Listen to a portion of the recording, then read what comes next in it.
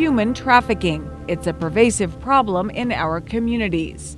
The initial battle is in our own homes and schools. Truancy from school is a #1 red flag to that this person is being recruited into human trafficking.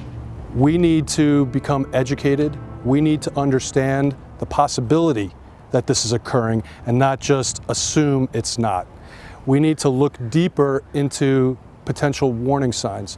We need to know our kids. An FBI study found most prostitutes started underage in their early teens, sometimes recruited by other girls. We need to know exactly what our kids are doing. We need to look at their cell phones. We need to look at their internet. We need to read their emails.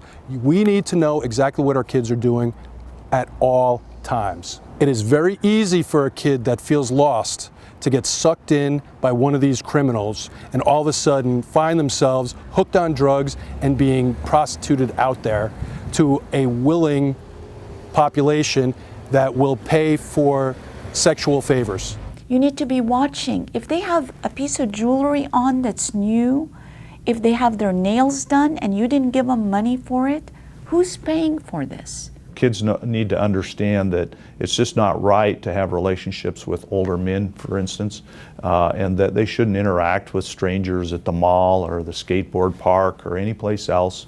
Get away as fast as possible, because before you know it, you could end up just like me. Amber has a warning she wishes she would have gotten. I tell that shy, little lonely girl that, maybe life at home isn't all that great. But if you think that you can escape the life at home and go home and hang out with these drug dealers, gangbangers, pimps, prostitutes, I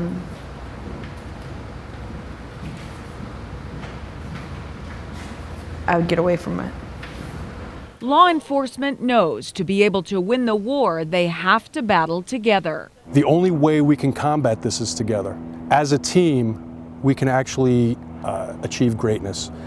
If we're all going in our own separate directions, we've realized the only one that's going to win is the bad guy. We need to educate the public on what to look for. We need to educate law enforcement. Oftentimes you may be in a truck stop, a convenience store, a hotel, and you see typically it's an older man or older men with young girls. Typically they don't speak for themselves, the girls don't.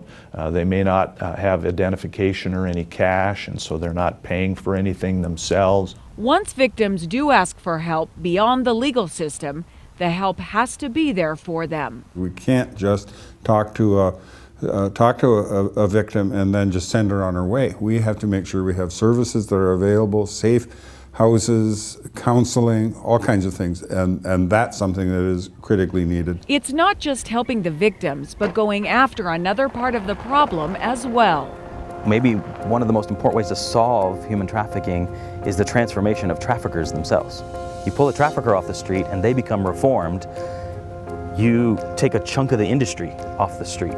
Either way, everyone knows who will make the biggest difference. We need to talk about these things in our households. Parents need to talk about this with their preteen and teenage kids. We need to stop sitting on the watching TV and pretending like it's not happening.